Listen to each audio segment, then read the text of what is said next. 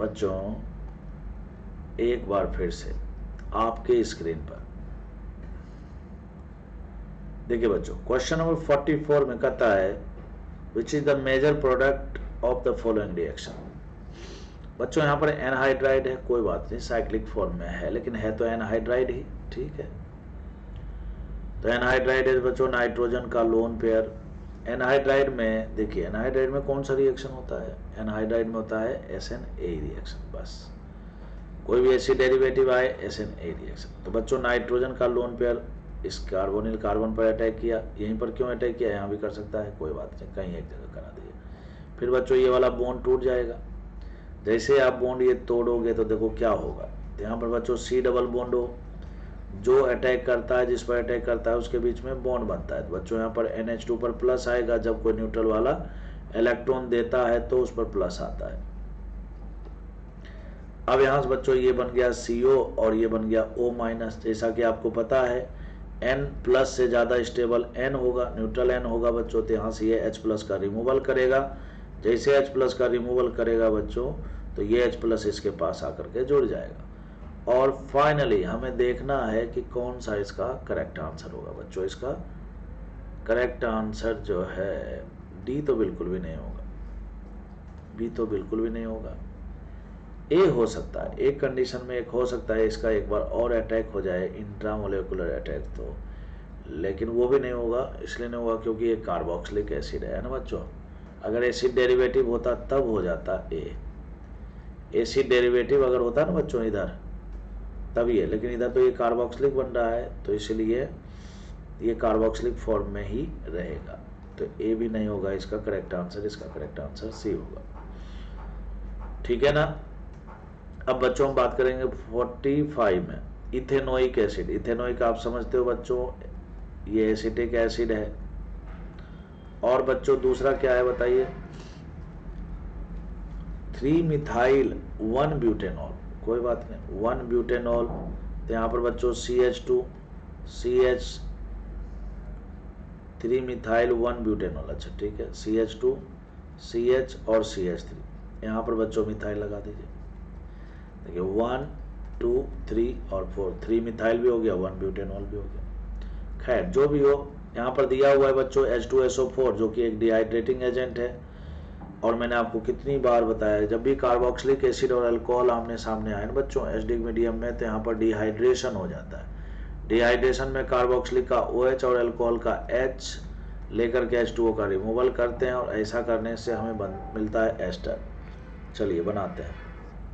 तो बच्चों यहाँ पर इस तरह से C डबल बॉन्ड O और यहाँ CH3 हो गया, ये हटेगा तो यहाँ पर ऑक्सीजन बचेगा बच्चों।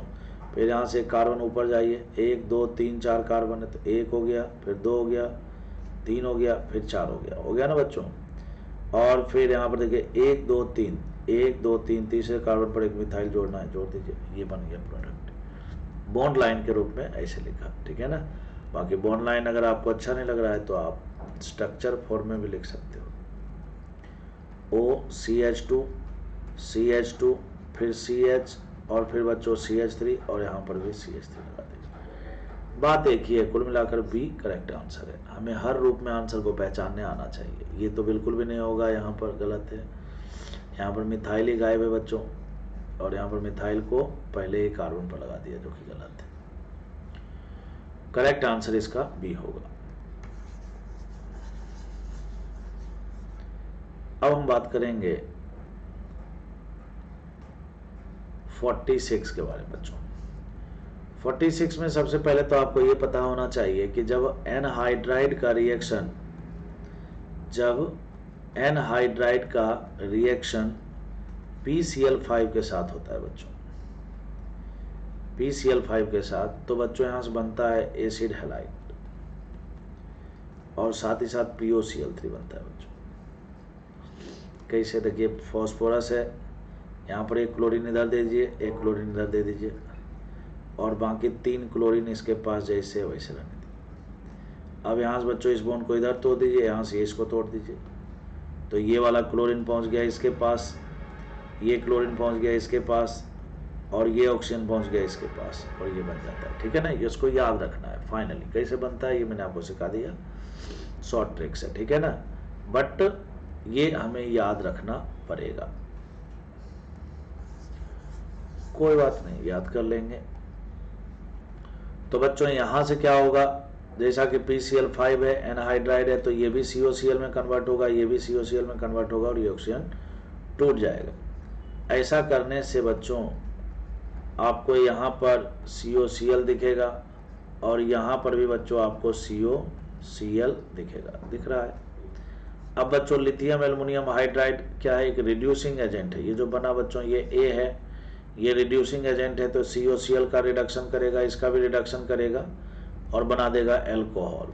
क्या बना देगा, एल्कोहल बना देगा बच्चों। तो फाइनली,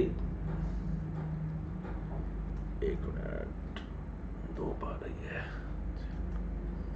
कोई बात नहीं, थोड़ी देर बर्दाश्त करेंगे। देखिए बच्चों यहां से क्या है कि COCl है तो यहां पर CH2OH हो जाएगा और यहां पर बच्चों ये CH2OH हो जाएगा, हो गया, दोनों का रिडक्शन हो जाएगा। PCC बच्चों एक माइल्ड ऑक्सीडाइजिंग एजेंट है, माइल्ड ऑक्सीडाइजिंग एजेंट है बच्चों। तो ये क्या करेगा, दोनों अल्कोहल का ऑक्सीडेशन करेगा और चूंकि माइल्ड है तो इसलिए ये क्या करेगा, 1 डिग्री वाले को एल्डिहाइड बना देगा। तो दोनों 1 डिग्री का ही अल्कोहल है बच्चों, तो यहाँ पर एल्डिहाइड बनेगा, यहाँ पर भी एल्डिहाइड बनेगा।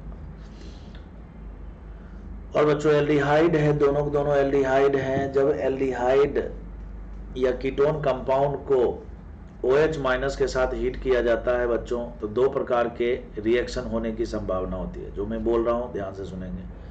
जब एल्डिहाइड या कीटोन कंपाउंड को OH माइनस के साथ हीट करते हैं, बोले तो बेस के साथ हीट करते हैं, तो दो प्रकार के रिएक्शन होने की संभावना होती है। कैनिजारो रिएक्शन और एक बच्चों, एक कैनिजारो रिएक्शन और दूसरा एल्डोल कंडेंसेशन रिएक्शन। अगर अल्फा H मौजूद हो तो एल्डोल कंडेंसेशन, और नहीं मौजूद हो तो कैनिजारो रिएक्शन। यहाँ पर बच्चों कोई अल्फा H मौजूद नहीं है तो इसीलिए कैनिजारो होगा। क्या होगा बच्चों, कैनिजारो। कैनिजारो रिएक्शन में क्या होता है बच्चों, तो ये जो दो CHO है ना, इसमें से एक CHO का तो हो जाएगा ऑक्सीडेशन, ठीक है ना बच्चों, और एक का हो जाएगा रिडक्शन, ठीक है ना।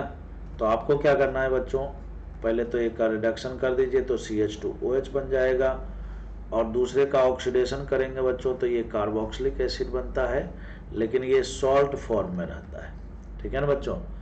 तो यहाँ पर देखिए सॉल्ट फॉर्म में, चूंकि यहाँ पर सॉल्ट का कैटायन वाला पार्ट कौन सा दे रखा है, सोडियम है, पोटेशियम है, क्या है, नहीं है, तो अपन कुछ नहीं बोल सकते, तो इसलिए यहाँ पर एनायन फॉर्म में इसको रहने दीजिए। तो देखिए बच्चों ए करेक्ट दिख रहा है, बी बिल्कुल गलत है, दोनों का ऑक्सीडेशन किया हुआ है, दोनों का रिडक्शन किया हुआ गलत, यहाँ पर भी गलत बच्चों। तो इसका करेक्ट आंसर ए हो जाएगा। क्वेश्चन नंबर 47 कहता है which of the following compound will undergo decarboxylation. Decarboxylation मतलब हीट करने पर बच्चों CO2 का रिमूवल होगा। तो CO2 का रिमूवल तब होगा ना जब कार्बोक्सिलिक ग्रुप होगा, तो खत्म हो गया। यहाँ पर एस्टर है बच्चों, ये भी गलत हो गया। यहाँ पर देखिए अल्फा, ये बीटा है बच्चों, तो आपको पता है beta keto acid, beta keto acid को जब हीट किया जाता है बच्चों तो यहाँ से डीकार्बोक्सिलेशन हो जाता है, तो यहाँ से होगा 3 इसका सही आंसर है। और 4 में बच्चों क्या है ना, जब 1,2 पोजीशन पर कार्बोक्सिलिक ग्रुप प्रेजेंट होते हैं ना बच्चों, 1,2 पोजीशन पर जब कार्बोक्सिलिक ग्रुप प्रेजेंट होते हैं तो हीट करने पर क्या है, हीट करने पर बच्चों यहाँ पर डिहाइड्रेशन हो जाता है। क्या हो जाता है, डिहाइड्रेशन हो जाता है, ना कि डीकार्बोक्सिलेशन होता है। तो यहाँ से बच्चों क्या करेंगे, हम इस OH और H को रिमूव कर देंगे और रिमूव करने के बाद बच्चों यहाँ पर क्या बनेगा, एनहाइड्राइड बनेगा। कैसे बनाओगे एनहाइड्राइड, तो एक ऑक्सीजन को आप इसे जोड़ दो तो ये बन जाएगा एनहाइड्राइड। तो कुल मिलाकर इसमें हीट करने पर H2O का रिमूवल हुआ, डिहाइड्रेशन। जैसे यहाँ पर बोला ना डीकार्बोक्सिलेशन होगा, तो ऐसे क्वेश्चन का लैंग्वेज चेंज कर सकता था कि किसमें डिहाइड्रेशन होगा, ठीक है ना। तो बच्चों इसका करेक्ट आंसर फिर डिहाइड्रेशन के नाम पर 4 होता, लेकिन डीकार्बोक्सिलेशन बोला है तो केवल 3, तो ओनली 3 हो जाएगा आंसर, ठीक है ना। और पूछता कि किसमें नहीं होगा डीकार्बोक्सिलेशन, तो फिर 1, 2 आंसर होता। देखिए बहुत तरह के क्वेश्चन इसे बनाए जा सकते हैं।